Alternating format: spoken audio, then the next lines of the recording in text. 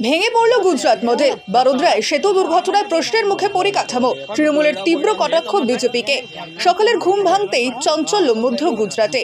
বারোদ্রা জেলার পাডরা মুজপুর এলাকায় মহিসাগর নদীর ওপর নির্মিত গম্ভীরা সেতু হুড়মুড়িয়ে ভেঙে পড়ল বুধবার সকাল 7:30 নাগাদ। নির্মাণের বছর কয়েকের মধ্যেই এই সেতু ভেঙে পড়ায় তীব্র প্রতিক্রিয়া শুরু হয়েছে রাজনৈতিক মহলে। প্রশ্ন উঠছে, এটাই কি গুজরাট মডেল? এই পোস্টার অ্যাক্সিডেন্টে তিনি বলেছিলেন অ্যাক্ট অফ গড নয়, অ্যাক্ট অফ ফ্রড।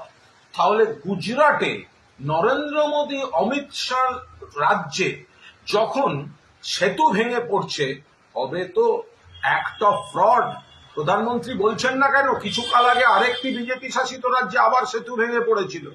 ভুলে গেলেন কতজন সেখানে পর্যটকদের মৃত্যু হলো?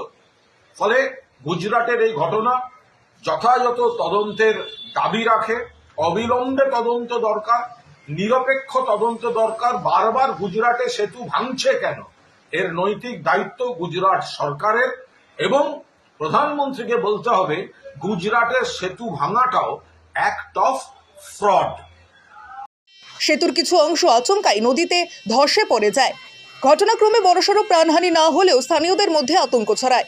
এলাকায় পৌঁছেছে বিপর্যয় মোকাবিলা দল ও প্রশাসনিক আধিকারিকেরা।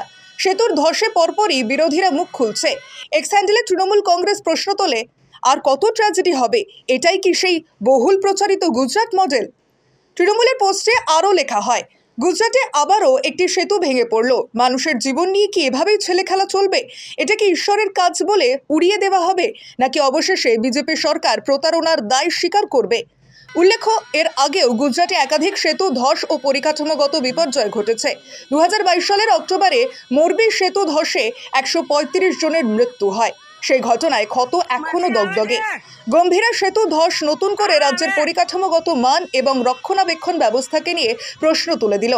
যদিও এ নিয়ে গুজরাট সরকারের পক্ষ থেকে এখনো পর্যন্ত আনুষ্ঠানিক বিবৃতি দেওয়া হয়নি। রাজনৈতিক বিশ্লেষকদের মতে নির্বাচন পূর্ব সময় এই ঘটনা বিজেপির কাছে যথেষ্ট অস্বস্তিকর হতে চলেছে। পরিকাঠামোর এই পরপর ভেঙে পড়া কি কেবল দৈব ঘটনা, নাকি এর পেছনে রয়েছে গভীর গাফিলতি? এই প্রশ্ন এখন গোটা দেশের সামনে। সতর্কতা জারি হয়েছে এলাকায়। আপাতত বন্ধ রাখা হয়েছে সেতু সংলগ্ন রাস্তাগুলি। তদন্ত শুরু করেছে জেলা প্রশাসন। এই ঘটনার পর সাধারণ মানুষের একটাই প্রশ্ন, উন্নয়নের নাম করে আর কতকাল চলবে এমন মৃত্যুফাঁদ? Bureau report, Sky News Bangla.